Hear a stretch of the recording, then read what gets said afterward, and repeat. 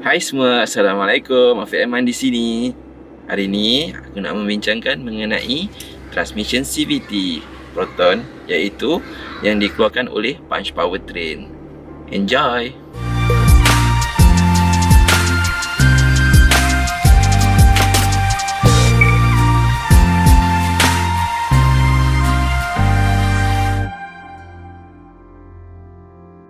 Okey, untuk sejarah, sedikit sejarah mengenai Proton CVT ni. Proton CVT ni dikeluarkan oleh Punch Powertrain yang sejak dikeluarkan tahun 2012 kalau 2011 kalau tak silap aku, yang start dengan Proton Saga FLX dan Preve. So untuk Proton Saga FLX yang dimaksudkan adalah FLX. X tu adalah untuk menunjukkan kereta tu start pakai CVT instead of pakai transmission automatic yang pakai yang biasa punya lah. Okay, so yang digunakan oleh Proton ni menggunakan CVT tu pakai clutch. So senang kata, ia adalah manual yang diautokan. So semuanya yang dikawal oleh kita, iaitu kita tekan clutch, dia dah autokan. Yang ditukarkan gear pun dia autokan. So kita boleh sebut gear, bukan gear sebabnya dia tak pakai gear, dia pakai belting, besi belting yang digunakan untuk menukarkan dia punya size ratio dia. So hari ni aku nak bincangkan 5 benda yang korang tak boleh buat untuk Punch Powertrain ni. Okey, yang pertama ialah meletakkan neutral bila korang nak sampai dekat traffic light. So beberapa orang yang menyatakan bila sampai je dekat traffic light, so better letak kat gear N. Tujuan utama dia katanya untuk menjimatkan minyak. Okey, so ni nak kata salah lah. Sebabnya sebenarnya RPM nya pun kalau tengok, bila kita tukar jadi N, RPM nya kan lagi tinggi. So kalau fikir logiknya, lagi tinggi RPM lagi kuat minyak, betul tak? Okay, so bila kita masuk je kat D, so dia akan terus rendahkan enjin tu. So kenapa kena masukkan N kalau macam tu? So tak perlu masukkan N. So kita stay je dekat D. Tapi pastikan brake tu kita tekan lah. Kaki tu kita tekan kat brake supaya kereta tak bergerak. Mungkin lah kalau korang tahu traffic light tu lama sangat, perlulah tukar jadi ke N. Tapi kalau tujuan korang tukar ke N tu walaupun sekejap, hanya untuk menjimatkan minyak sedikit, kononnya tak perlulah buat. Abaikan je tu. Lagipun kita ni pakai jenis clutch. Okay, so kalau untuk jenis clutch ni, secara rationalnya kita tekan je N, so dia akan detect kat baru kita tekan brake. So bila kita tekan brake, so dia akan disengage. So maksudnya engine dengan transmission kita dah terpisah dah pun. So tak perlulah risau transmission tu jadi panas ke apabila kita biarkan je kat D. Tak, dia akan fully disengage.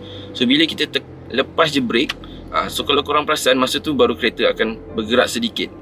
Tapi masa korang tekan brake tu, sebenarnya enjin tu tak memaksa pun pergi. Sebabnya dia memang tak ada force pun untuk pergi ke depan. Okay, so tak perlu, jangan buat macam tu. Okay, yang kedua adalah buat kita punya gearbox ni macam kereta manual. So kita masa dekat turun nak naik bukit tu, so korang malas nak tukar gear N ke, malas nak tekan brake ke, malas nak main handbrake ke. So apa korang buat? Korang pergi tekan je enjin, tekan je minyak tu. Lepas tu kereta tu tak gerak, tapi enjin tu telah menghantar kuasa tu pergi ke transmission. Okay, faham? So clutch tu dah engage, so tapi dia tak fully engage. So dia lama-lama clutch tu akan wear. So dia akan wear cepat. So kita panggil ni premature wear lah.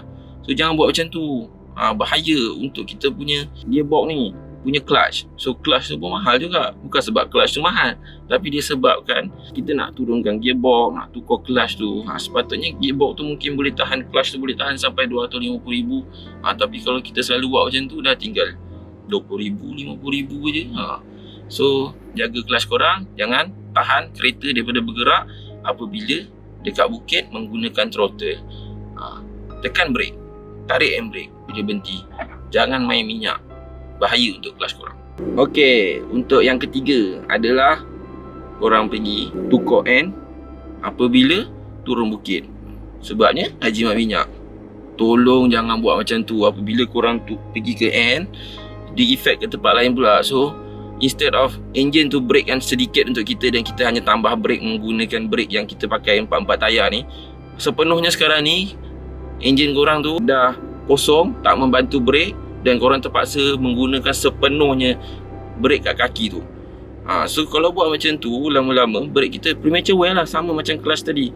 Sepatutnya dia umur dia panjang tapi disebabkan kita turun bukit je tukar jadi N. Sampailah naik atas bukit balik, bila kita nak jalan baru masuk D balik. Buat macam tu. So ia akan menyebabkan wear dekat brake. Okay, so sekarang ni bila korang jalan tu, betul-betul dah berhenti je, nak berhenti lama, baru masuk N. Kalau nak berhenti kejap pun tak payah tekan N. Biar je kat D. Sebabnya kalau kita tekan brake tu menandakan kita nak berhenti. So ECU dah detect, so dia akan disengage. So jangan risau, transmission korang wear, right?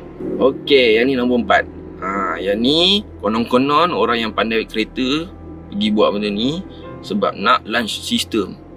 Launch system ni tak ada pada Proton. Setakat ni Proton paling mahal pun tak ada launch system. So launch system ni senang kata, daripada stop tu kita nak pergi secepat mungkin supaya accelerationnya tinggi. Kita tak ada sistem tu. Okay, yang ada certain orang buat ni, saya tak tahulah siapa yang buat tu, tapi memang ada orang yang buat. Dia pergi tekan dulu minyak sampai dekat RPM maksimum. Contoh kita masuk maksimum 2,500 hingga 3,000 RPM yang telah di Proton cut kan.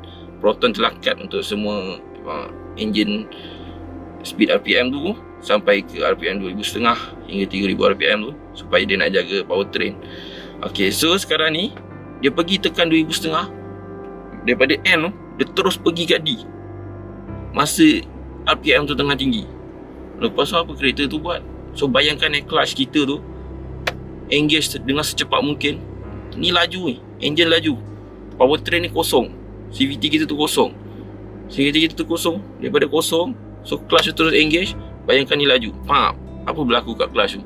Confirm kalau tak rosak terus, dia umur dia pendek lah. So sama je dengan tadi, clutch kita tu akan umur pendek. Kalau tak clutch pendek pun, dekat powertrain tu sendiri akan ada masalah. Sebabnya dah kalau dekat sini laju, sini perlahan, enjin laju, powertrain kosong, confirm dia terkejut. Jangan buat macam tu. Okay, apa yang korang perlu buat, hanya tekan brake, lepas tu tekan minyak. Tekan brake, lepas tu tekan minyak sikit. Tapi masa tu dah kat D, dah dekat D, tekan minyak, tekan brake, tekan minyak. Lepas tu lepaskan brake, terus dia pergi. Itu je. Itu pun jangan buat lama-lama, terus buat sekejap je. Tekan brake, tekan minyak, terus jalan, confirm laju. Okay, itu caranya. Right. Okay, ni yang kelima. Aku perasan ada beberapa orang yang buat macam ni, terutamanya apabila nak parking secara menintang lah. So kereta tu belum berhenti sepenuhnya, korang dah tukar daripada gear D masuk gear N, masuk gear R. Lepas tu daripada gear R, kereta tu tengah reverse tu, tak adalah laju pun, tapi kereta tu tak berhenti sepenuhnya, dah masuk ke D. Apa kesannya? Dekat dalam tu dia ada pin tau. Pin tu untuk pindahkan gear daripada ke undur ke depan ke belakang. Nampak? So pin tu kalau kita masuk cari tiba-tiba, confirm umur dia pendek lah. Jangan buat macam tu. So dia ada reverse punya yang lain lah. Dia ada reverse mechanism tu, ataupun yang ke depan. So dekat mechanism tu nanti akan rosak. So aku harapkan korang jangan buat lah macam tu. Betul-betul berhenti baru tukar. Kalau D nak reverse, betul-betul berhenti dulu, lepas tu baru masuk N, baru masuk R, dan gitulah sebaliknya. Alright. Okay, yang nombor 6 ni, kalau korang pakai CVT yang daripada Honda ke apa tu tak kisahlah. Tapi kita sekarang ni cerita pasal CVT Proton. So CVT Proton ni pakai clutch. So kalau kita berada dekat jam, so kat jam tu korang jangan main grip sikit-sikit. Nanti lama-lama korang punya clutch tu wear. Sama je macam kita pakai manual. Okay, so kalau kat manual pun, kalau kita betul-betul nak gerak kan, so kita akan tunggu jauh sikit kan, baru kita gerak supaya kita lepaskan gear, lepaskan clutch, masuk gear, lepaskan clutch. So dah masuk depan, so kita tekan clutch habis kan. So konsepnya sama lah. So kalau kita tekan brake tu, pastikan betul-betul tekan brake. So bila kita betul-betul tekan brake, so dia punya clutch tu betul-betul disengage. So tak adalah engine tu tengah pusing, CVT ni tak nak gerakkan kereta pun, tapi clutch tu sentiasa je kena. So nanti lama-lama clutch tu wear cepat. Mungkin ada yang perasan lah, kalau yang kebanyakan berada yang duduk kat bandar, yang selalu jumpa jam, dia punya CVT paling cepat lah clutch dia habis. Okay, so elakkan lah kalau boleh jauh sikit dengan kita depan, baru kita lepaskan brake tu sepenuhnya. Dia akan engage sepenuhnya dan bawa kita ke depan. So senang kata, clutch kita berada dekat brake kalau jenis Proton CVT ni. Okay, so ni ada 3 benda yang korang boleh buat untuk Proton CVT. Yang pertama adalah jadikan korang punya tombol gear ni sebagai handrest. Tak ada masalah, buat je. Sebab ni bukannya manual. So kalau manual tu, kalau kita letak, maksudnya dia punya gear tu akan sentiasa terkena sikit. Lama-lama dia wear. So kalau dekat CVT ni, tak apa, buat je. Boleh buat. So jangan risau, jadikan dia handrest pun tak apa. Tapi janganlah tukar gear pula. Jangan sampai tertukar gear. Okay, jadikan handrest macam tu je pun tak apa, tak ada masalah. Okay, yang kedua pula adalah tekan throttle. Kita tekan je throttle tu, jangan risau. Korang nak bawa laju mana pun bawa lah, tapi janganlah bawa laju lama sangat. Nanti dia punya transmission tu panas. Tapi kalau korang nak tekan gear tu, tekan. Yang penting, sebab kita pakai clutch CVT so kita bayangkan kita bawa tu macam bawa manual. So adakah kalau korang tukar gear tu, daripada tekan clutch tu, korang terus lepaskan clutch tu, lepas tu terus tekan minyak, apa jadi kat kereta manual? Confirm terpelanting kan. So sama konsep. Sebab itulah kalau orang yang perasan tu, masuk kat D, terus tekan minyak, terus dia macam mengenjut lah macam tu. So itu disebabkan clutch tu dia engage sepenuhnya dengan secepat mungkin. Sebab yelah, owner dah suruh tekan, owner dah detect bahawa tekan minyak sepenuhnya, nak laju so dia cepat-cepat lah disengage. So nanti jadilah mengejut macam tu. So clutch pun akan pendek jugalah umurnya. Tapi cara kita bawa tu kena baik sikit lah. Tekan D, kita dah rasa macam dia dah engage tu, kita akan rasa. Kalau lama-lama kita bawa tu, kita akan rasa clutch tu engage. So biarkan dalam 1-2 saat macam tu, baru tekan minyak. Dan slow-slow, jangan tekan mengejut. Bila dah gerak je kereta tu, baru tekan minyak supaya nak laju. Okay. Okay, yang ni yang nombor 3, iaitu untuk pengguna Previa ke Exora ke yang ada pedal shift. Jangan sayang-sayang tukar pedal shift tu, sebab dia ECU punya pedal shift. So dia akan detect kalau kita tekan. Kalau dia rasa tak selamat tukar waktu tu, dia akan delay lah sikit. Okay, yang penting korang buat je macam mana pun. Tukar lah, turun gear ke, nak naik gear ke, tak kisah, buat je. Okay, alright, itu saja untuk hari ni. Okay, yang penting adalah korang jaga keselamatan CVT korang, dan jangan buat apa yang aku cakap tadi, dan buat apa yang aku cakap tadi. Okay, untuk keselamatan korang, pastikan jaga keselamatan, pakai seatbelt dan bawalah secara berhemah. Okay, itu saja untuk hari ni. Pastikan korang subscribe kat bawah, tekan butang like kalau like, dan tekan je dislike kalau tak suka. Alright, itu saja untuk hari ni. Tekan tahu subscribe untuk video-video yang seterusnya. Okay, Assalamualaikum. Bye.